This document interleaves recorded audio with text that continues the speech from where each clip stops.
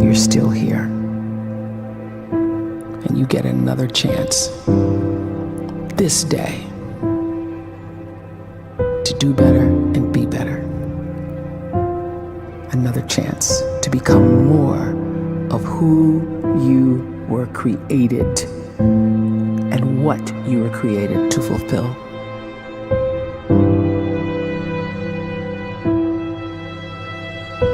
Everyone in the world is capable of living outside the role or beyond the roles that they place themselves in, no matter what it is.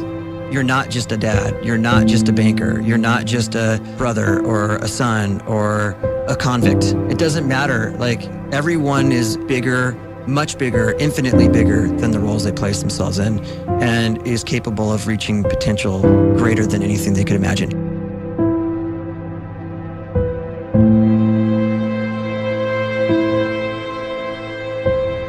You can live the life you desire. It's right there in front of you. But in order to achieve it, you must first see it, then believe it, and then you must graciously ask and train your brain to help you execute your vision.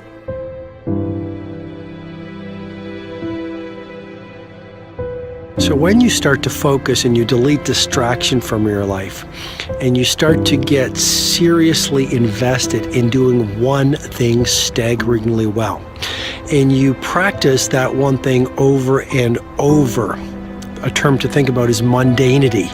You do one simple, seemingly insignificant thing every day around your main skill, and it's very mundane, but small daily improvements over time lead to world-class results. Well, here's what happens in your brain. You start to isolate a single neurocircuit around that skill, and that starts to trigger a certain type of brain cell called an oligodendrocyte, which then releases myelin. Myelin is a fatty tissue that starts to wrap around that single neurocircuit related to that main skill you've been practicing. And when myelin starts to wrap around the brain circuit, what happens is you have accelerated learning times, you can see more quickly, heightened perception, and you'll learn more quickly. And that is really the quote-unquote secret of the great producers. It's not a result of some natural gift, but their daily practice, their relentlessness and their grit, their work ethic, and their singular focus and sacrifice. The scripture says we will eat the fruit of our words. You are planting seeds when you talk. At some point, you're going to eat that fruit. My challenge is make sure you're planting the right kind of seeds. If you want apples, you have to sow apple seeds. If you want oranges, you can't plant cactus seeds, poison ivy seeds, mushroom seeds. You're going to reap fruit from the exact seeds that you've been sowing. In other words, you can't talk negative and expect to live a positive life. You can't talk defeat and expect to have victory.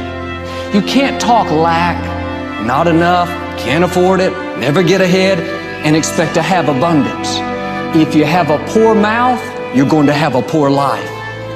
If you don't like what you're seeing, start sowing some different seeds.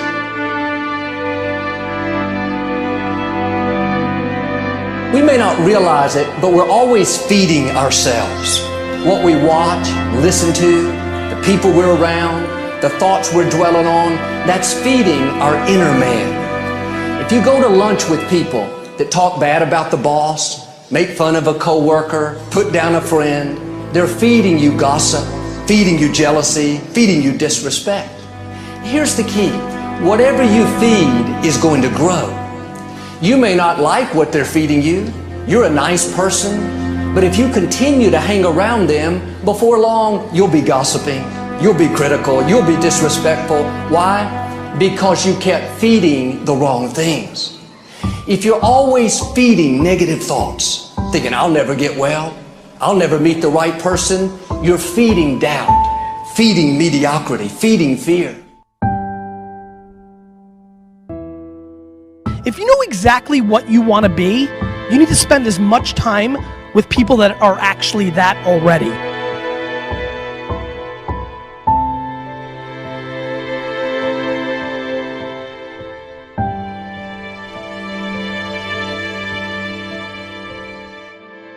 You cannot let a fear of failure or a fear of comparison or a fear of judgment stop you from doing what's going to make you great. You cannot succeed without this risk of failure. You cannot have a voice without the risk of criticism. And you cannot love without the risk of loss. You must go out and you must take these risks.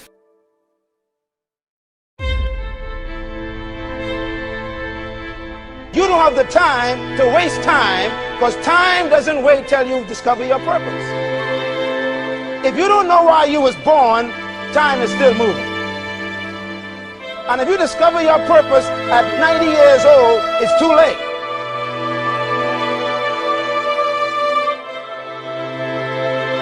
You don't know how young you are. What if you die in 2 years? You're pretty old right now. You got 2 years left. And if you're 50 years old and you're feeling discouraged, well, remember the advice about planting a tree. When's the best time to plant a tree?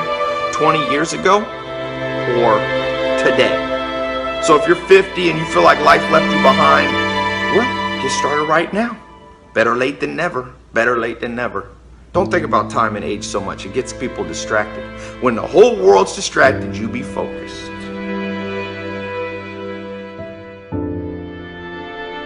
You have to trust your own voice, your own ideas, your honesty, your vulnerability, and through this you will find your way. You do not have to be fearless.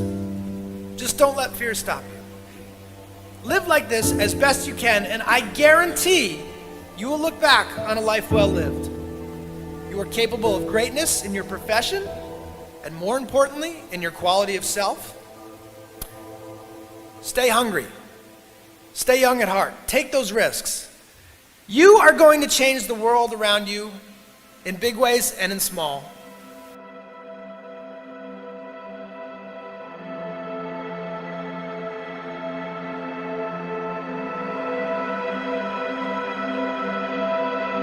But see, anybody, if you want to, can go searching for a good plan, pick it, and start working it. And sure enough, as the time passes, as it surely will 5 years from now, 10 years from now, then you'll be winding up wearing what you want to wear, driving what you want to drive, living where you want to live, become what you want to become. But now's the time to fix the next 10 years. And who can? Anybody.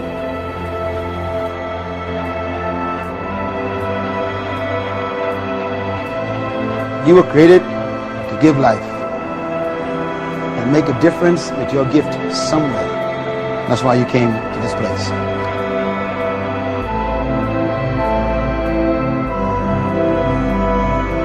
You want to improve? You want to get better? You want to get on a workout program or a clean diet? You want to start a business? You want to write a book or make a movie or build a house or a computer or put together some mobile application? Where do you start? You start right here. And when do you start? You start right now. You initiate the